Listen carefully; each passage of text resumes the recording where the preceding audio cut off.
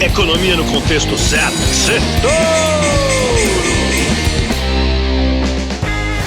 Boa noite, Brasil, ouvintes da Jovem Pan. Bem-vindos a mais um Sextouro, resumo da semana certo.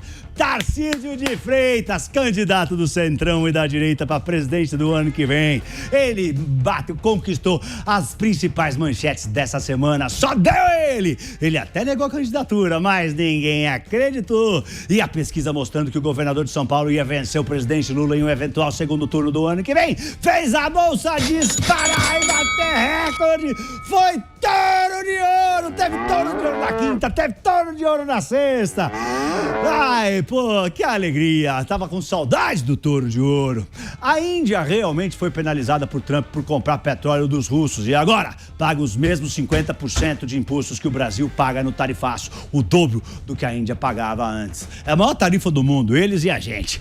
A prévia da inflação caiu menos do que o esperado em agosto e a inflação do aluguel veio mais salgada. Mas, por outro lado, vários indicadores mostraram a economia do Brasil esfriando. O balanço da gigante da inteligência artificial, NVIDIA, a única empresa do mundo que vale 4 trilhões de dólares, não impressionou. E também não vimos avanços nas negociações do cessar-fogo entre Rússia e Ucrânia. E isso puxou os preços do petróleo. Mas o aumento da oferta da OPEP compensou e o petróleo caiu 5% em agosto. A Sabesp anunciou uma medida contra a crise hídrica por aqui. A redução da pressão da água nas madrugadas aqui em São Paulo. E a mega operação da Polícia Federal contra esquemas de lavagem de dinheiro do PCC no setor de combustíveis, que teria movimentado dezenas de bilhões, puxou as ações das gigantes donas de postos na bolsa, como Ultrapar, dono da Ipiranga, Vibra, que opera os postos da BR, Raízen, que explora os postos da Shell. Bom, vamos pro Sextouro. Tarcísio, candidato, empolga o mercado. A vida do governador de São Paulo, Tarcísio de Freitas, mudou essa semana. Ele nega, mas parece que vai mesmo sair candidato à eleição presidencial de 2026. E saiu uma pesquisa da Atlas Intel Bloomberg, revelando que ele vence Lula no eventual segundo turno em 2026. É uma virada, já que em julho, Lula liderava com folga a corrida presidencial. A bolsa disparou, bateu um novo recorde histórico. É touro de ouro, não tem jeito. Tarcísio é o predileto do mercado, da Faria Lima, dos investidores e dos empreendedores. E teve a festa também dos 20 anos dos republicanos, do Partido dos Republicanos, lá em Brasília, no palco, sob aplausos. O partido praticamente lançou Tarcísio como presidenciável de 2026. Ele foi ovacionado pelas lideranças. Ele fez um discurso de candidato, criticou o governo Lula, defendeu corte de gastos, corte de ministério, a Serra Elétrica brasileira aí, falou em pacificação nacional. Tarcísio, será? O Tarcísio pode ser, aqui no Brasil, o fenômeno político representado por Milei na Argentina. Será? Bom, nos bastidores, líderes do Centrão e até aliados de Bolsonaro admitem, se o ex-presidente for realmente condenado no julgamento do golpe de Estado, Tarcísio é o nome mais forte para herdar a base da direita. No mercado financeiro, o governador também ganhou pontos. Em encontro com empresários, foi aplaudido ao defender a responsabilidade fiscal e a criticar a política de gastos de Lula. De Barretos a Brasília, das pesquisas ao Centrão, o fato é um só. Tarcísio deixou de ser apenas o governador de São Paulo e entrou de vez no tabuleiro nacional. 2, mais uma bomba fiscal. Buf! Vem aí a pauta mais explosiva do Congresso, a isenção do imposto de renda para quem ganha até R$5.000. A medida, principal aposta de Lula para a reeleição, já caminha com apoio amplo da Câmara. E nenhum partido quer pagar o preço de ser contra um benefício tão popular, não é mesmo? Mas por trás do alívio para milhões de brasileiros, cresce o risco de uma bomba fiscal que pode chegar a gigantescos 100 bilhões de reais até 2028. A oposição trabalha para derrubar todas as compensações que bancariam esse buraco negro. O governo propõe taxar rendas altas, lucros e até dividendos, né? Além de remessas ao exterior, câmbio. Só que o PP, União Brasil e o PL já articulam emendas para aumentar ainda mais a faixa de isenção, subir a CSLL dos bancos recusou até eliminar qualquer compensação, o que abriria um rombo imediato de 25 bilhões de reais agora em 2026. No Senado, o clima também não ajuda. E no Centrão, o recado é claro: ninguém quer se comprometer com novos impostos. Resultado, a conta pode sobrar pro Lula mesmo e pro Haddad, que já enfrentam dificuldades em fechar o ajuste fiscal. No fim, o que era para ser vitrine social do governo pode se transformar em uma bomba de efeito bilionário prestes a explodir no coração das contas públicas. Terceiro ponto: déficit duplo assusta e muito. Uma bomba silenciosa começa a assustar os investidores. O déficit duplo no Brasil. Double trouble. O que isso significa? Primeiro, temos o déficit fiscal. O governo gasta mais do que arrecada. Resultado, dívida crescente, juros altos e desconfiança nos títulos da dívida do Brasil. Ao mesmo tempo, cresce o déficit em conta corrente. O Brasil está importando mais do que exporta e depende cada vez mais de dólares de fora que tenham que entrar por aqui para fechar as contas. Isso pressiona o câmbio, aumenta a vulnerabilidade do país e pode resultar em fuga maciça de capital daqui do Brasil. O quadro preocupa demais, é preocupante. O saldo em transações correntes já acumula 75 bilhões de dólares em 12 meses, o equivalente a 3,5% do PIB. O investimento direto, que deveria cobrir esse buraco, desacelerou para 68 bilhões de dólares, perto de apenas 3% do PIB. Lembre-se, o maior investidor direto do Brasil, quem é? Os Estados Unidos, o país que a gente está brigado.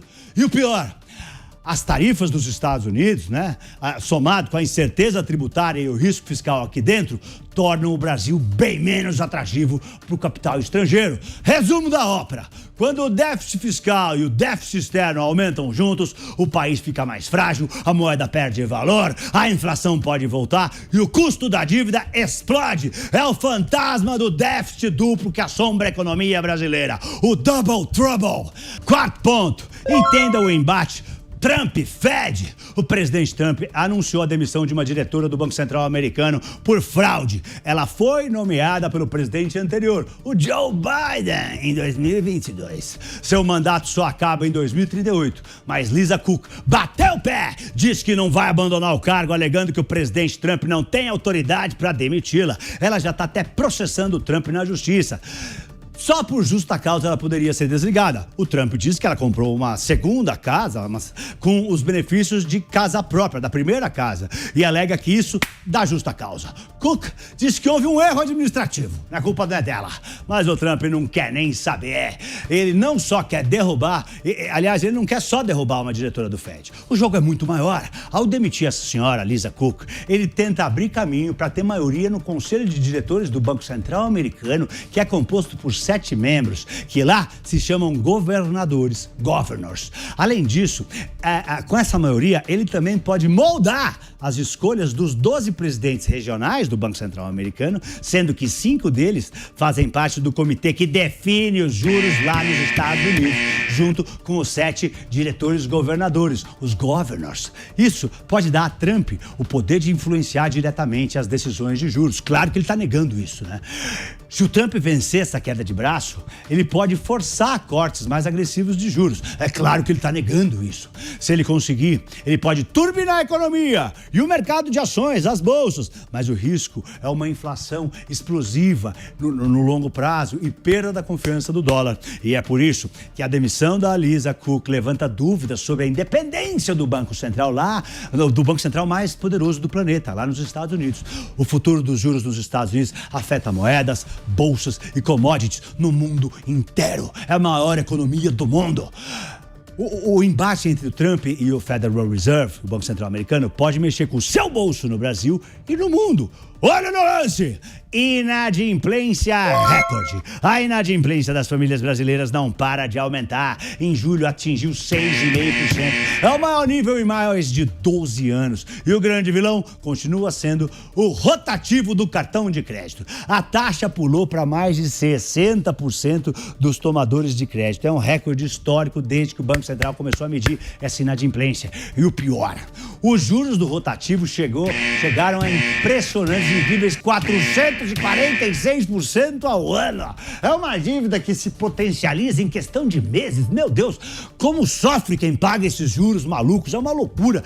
Muito difícil, viu? Não sei nem como é autorizado uma coisa dessa. É uma maldade com o povo. Aliás, atenção, se você deve R$1.000, né, os juros de encargos não podem passar de R$1.000, hein? Olha aí, fica esperto. O problema também se espalhou para as empresas. Considerando famílias e companhias, a inadimplência subiu para 5,2%, o maior nível desde 2017. Ou seja, o crédito está mais caro, o endividamento está apertando a gente e o risco de calote cresce. Um retrato preocupante da economia real brasileira atual. Sexto ponto, Brasil perde fôlego. O Brasil está começando a perder fôlego, os sinais de alerta já estão acesos na economia e eles chegam todos de uma vez só. Menos emprego, mais dívida e juros que não dão trégua. A geração de vagas de empregos formais caiu 32% em julho, o pior resultado para o mês desde a pandemia em 2020. Foram criados 129 mil novos postos de trabalho, bem menos do que no ano passado. O mercado de trabalho que vinha surpreendendo agora dá sinais claros de enfraquecimento, de arrefecimento, de esfriamento. E não é só no emprego. A inadimplência das famílias também disparou. Subiu para 6,5%, é o maior nível em mais de 12 anos. Além disso, a confiança dos setores de serviço e comércio despencaram. No caso dos serviços, a confiança em agosto atingiu o menor nível desde 2021 e do comércio teve o segundo mês de queda consecutivo. Os economistas apontam o culpado. Os juros nas alturas. A Selic está 15% ao ano, é o maior nível desde 2006 e o próprio Banco Central avisa: não espere corte de juros tão cedo porque eles não virão.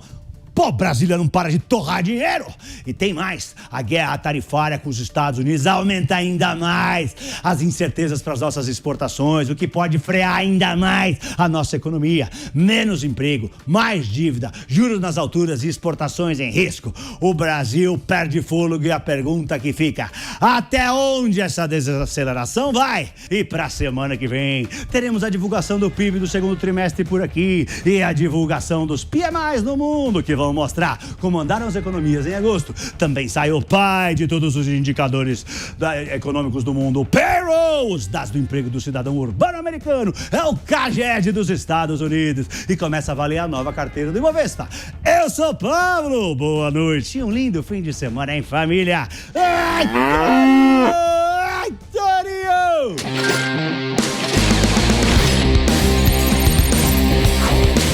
Economia no contexto certo. Sextou!